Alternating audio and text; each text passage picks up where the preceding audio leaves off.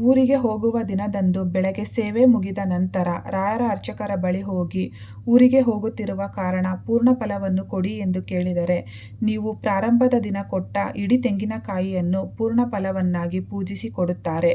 ಇದನ್ನು ಖಂಡಿತ ನೆಲದ ಮೇಲೆ ಇಡಬಾರದು, ಒಂದು ಬಟ್ಟೆಯಲ್ಲಿ ಸುತ್ತಿ ತೆಗೆದುಕೊಂಡು ಹೋಗಬೇಕು.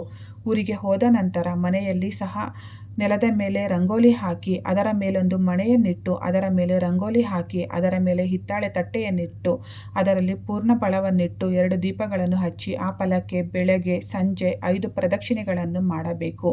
ಈ ರೀತಿ ಪ್ರದಕ್ಷಿಣೆ 3 ದಿನಗಳ ಕಾಲ ಮಾಡಬೇಕು. ಕೊನೆಯ ದಿನ ಗುರುವಾರವಾದರೆ ತುಂಬ ಒಳ್ಳೆಯದು. ಫಲವನ್ನು ಒಡೆದು ಆ ಕಾಯಿಯನ್ನು ನಿಮ್ಮ ಕುಟುಂಬದ ಸದಸ್ಯರೊಂದಿಗೆ ಮಾತ್ರವೇ ಸೇವಿಸಬೇಕು. ಹುಳಿ ಸಾರುಗಳಲ್ಲಿ ಹಾಕಿ ಕುದಿಸಿ ಮುಸುರೆ ಮಾಡಬಾರದು.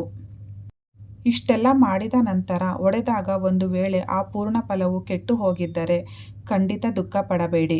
ದೇವರು ಗುರುಗಳ ಎದುರು ಸಮರ್ಪಿಸಿದ ಫಲವು ಕೆಟ್ಟು ಹೋಗಿದ್ದಲ್ಲಿ ಅದು ನಿಮ್ಮ ಗ್ರಹಚಾರ ಪರಿಹಾರವಾದ ಸಂಕೇತವೆಂದು ತಿಳಿಯಬೇಕು.